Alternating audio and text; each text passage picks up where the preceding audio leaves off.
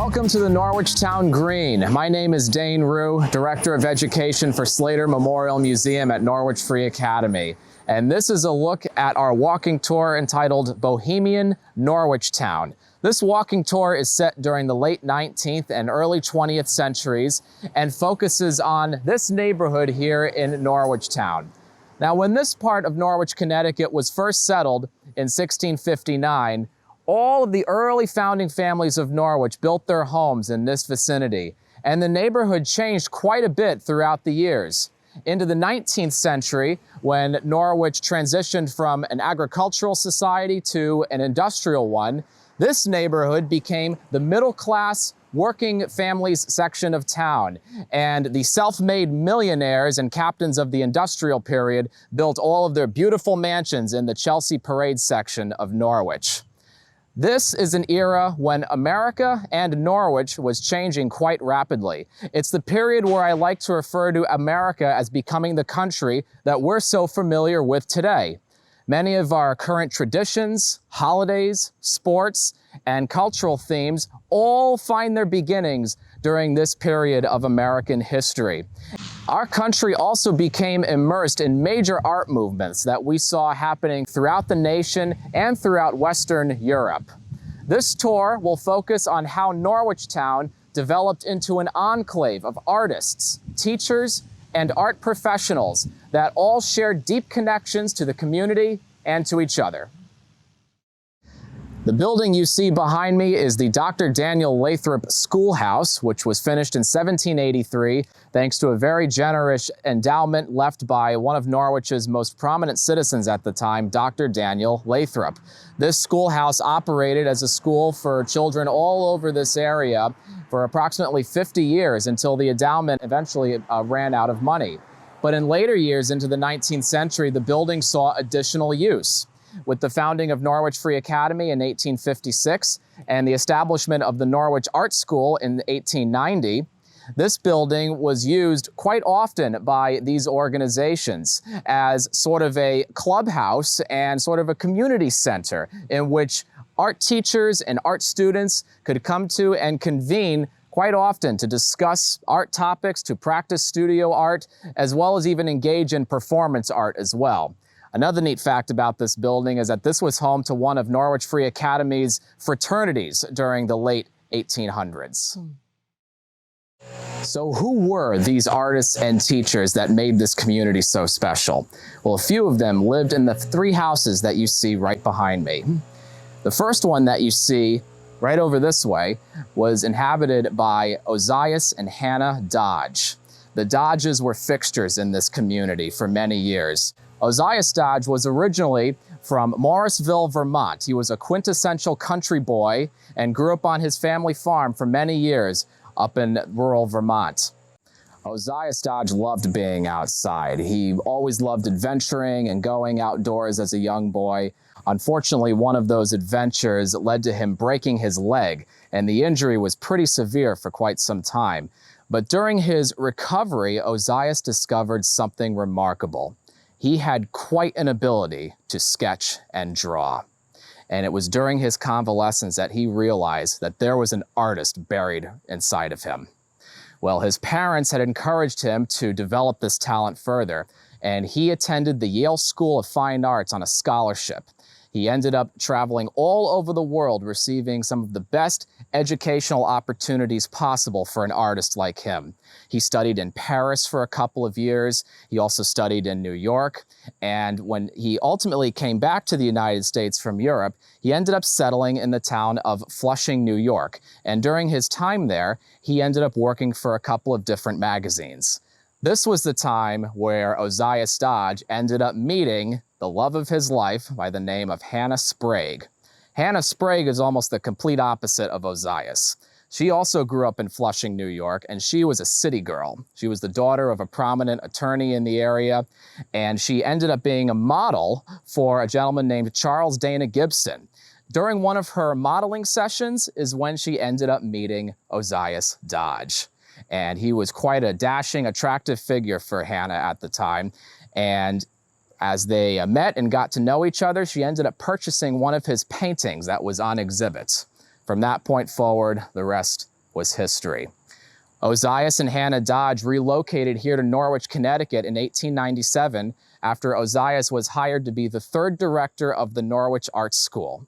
And they resided in this home right here. This was technically their second home. Their first home was not too far away.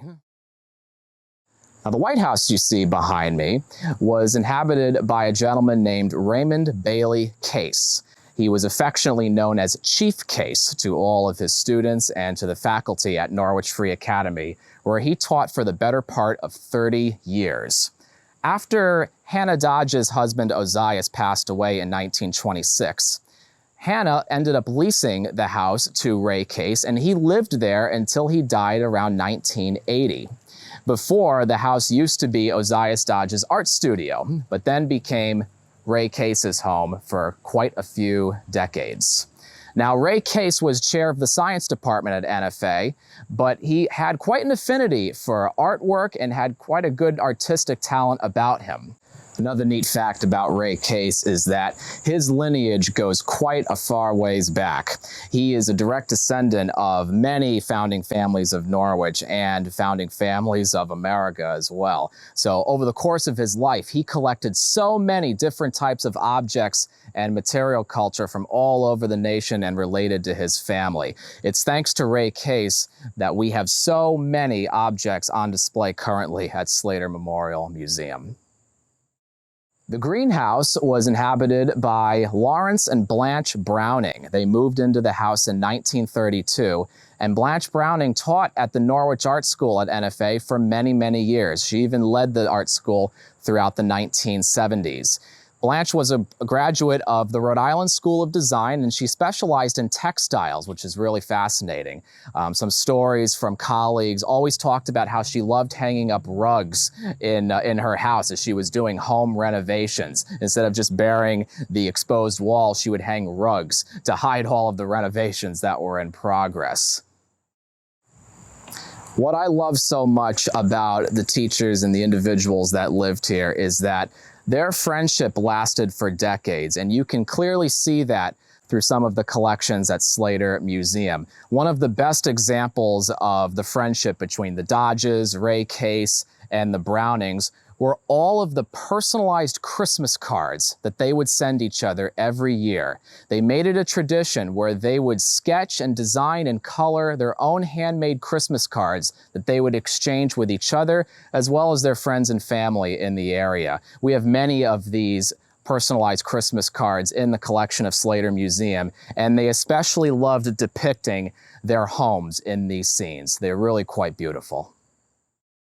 One of the aspects I love about this neighborhood is that you can still see how this area was such a peaceful and idyllic setting, especially for people like the Dodges. When Ozias Dodge was living here and practicing and creating beautiful artwork, this whole area would have really reminded him of his home and his upbringing in rural Vermont. All of the hills that you see that were behind his house, this was all farmland at one point. So he certainly would have felt really at home here in this region. The gray home that you see behind me here was the family home of Charlotte Fuller Eastman for many years. Charlotte was born here in Norwich in 1878, and she was in the graduating class of 1897 at Norwich Free Academy. Charlotte Fuller Eastman started out as a substitute teacher at NFA at around 1910, and in 1913 she became director of the Norwich Art School, a position that she held for about 30 years before she retired in 1943. Now, Charlotte Fuller Eastman is a big fixture at Norwich Free Academy, and she contributed heavily to the building of the Norwich Art School at this time. Shortly after she got married, she suffered a terrible tragedy in which her husband was killed very shortly after their wedding in a terrible carriage accident. And since that accident, Charlotte Fuller Eastman decided that she was going to spend every summer in Paris. She would go there and live and practice her artwork. Her artwork became her life. And one of her favorite things to do was she would sit outside the Parisian cafes and parks and other public spaces and just sketch all of the people passing by. It was one of her favorite things to do, and all of her subjects probably had no idea that she was capturing that very moment. But that was something she really enjoyed doing, is just capturing the very natural aesthetic and the natural activities of human interactions on the streets of Paris. And as she's creating this artwork, she's channeling artists such as Vincent van Gogh, Jean-Francois Millet, and others that were heavy influences on art movements during the late 19th century. Artist Kate Morse boarded in the house that you see behind me, the big white one. And she is remembered by her contemporaries and her students as being a very kind, very gentle woman, someone who also suffered quite a number of tragedies very early on in her life. Kate Morse was also among one of the earliest faculties of the Norwich Art School. She began teaching in 1892 and taught for quite some time. She boarded in a number of different houses in the area and was first taken in by a woman by the name of Irene Weir. Irene Weir was the first director of the Norwich Art School. Now, believe it or not, another 18th century brick schoolhouse plays a center role in the Bohemian Norwichtown story. And it's the one you see featured right here. This is the East District Schoolhouse that was built in 1789. And from 1903 until about 1955, this schoolhouse is listed as the Schoolhouse Club. This was another club very similar to what the Lathrop Schoolhouse was like during the same time. Now, Ozias and Hannah Dodge and other artists and teachers in this area would make use of these properties as areas to gather, to practice their art, as well as conduct performing arts as well.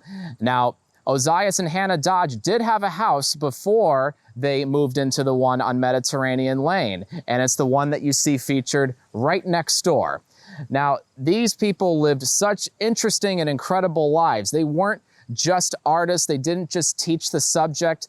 All of these individuals truly made this practice their living. They communed with each other. They shared ideas with each other. And they even expected everybody at some point in their life to host lavish gatherings, big parties, and dramatic performance of natures that no other person could really see in this area. It's really incredible to think how they built such a strong sense of community with this passion they knew as art. Situated right in the heart of Norwichtown is the sprawling 18 acres you see behind me, known as the Lothorp Meadow. Now, back during the time when the Dodges and other artists were practicing their artwork throughout town, this was such a haven for them. This was a very peaceful, very tranquil, bucolic setting for an artist to come and commune with nature and to receive limitless amounts of natural inspiration. This was a favorite haunt for all of these artists and teachers. And today, it's a protected land situated right in the middle of the Norwichtown neighborhood. Thank you all for tuning in to this virtual look at the Bohemian Norwichtown walking tour, sponsored by Slater Memorial Museum and the Last Green Valley as a part of our 2020 Walktober season.